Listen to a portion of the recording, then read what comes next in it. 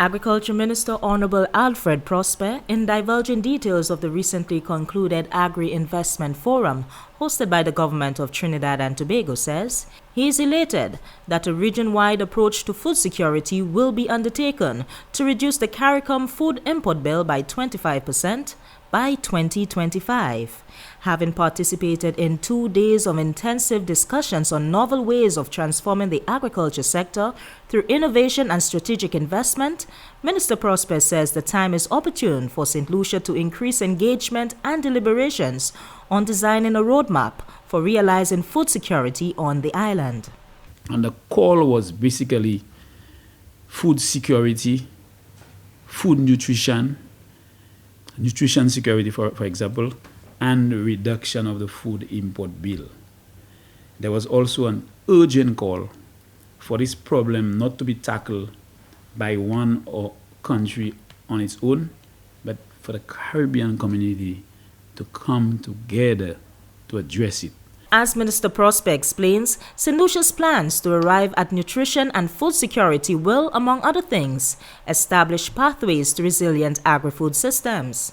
Here in St. Lucia, considerations will be made to establish secure lines of financing, investment for the sector, and technical support to key agricultural institutions, better cooperation and management of farmer, fisher, and agriculture cooperatives, developing more reliable producer-buyer linkages, and the adoption of strategic policy to drive the agenda forward. The government of St. Lucia, he says, stands ready to support the Agriculture Ministry in this endeavor.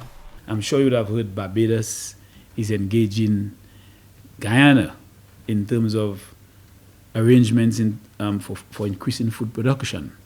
Jamaica, Suriname, really and truly, the Windward Islands must come in and do the same, because our countries are smaller when compared to Guyana and Trinidad.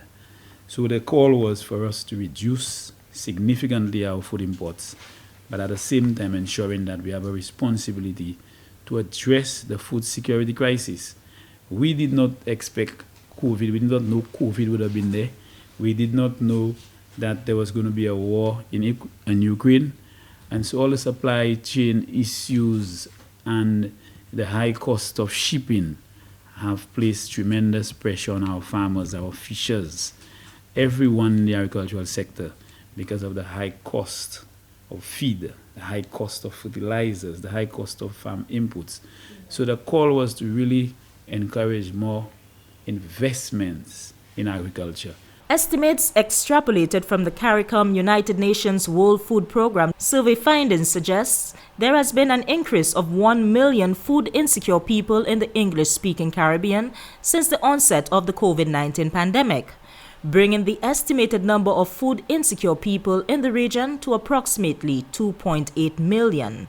Given these high stakes for the population, it remains critical for every Caribbean country to partner and implement a rigorous plan of action to ensure wholesome food can be accessed easily by every citizen.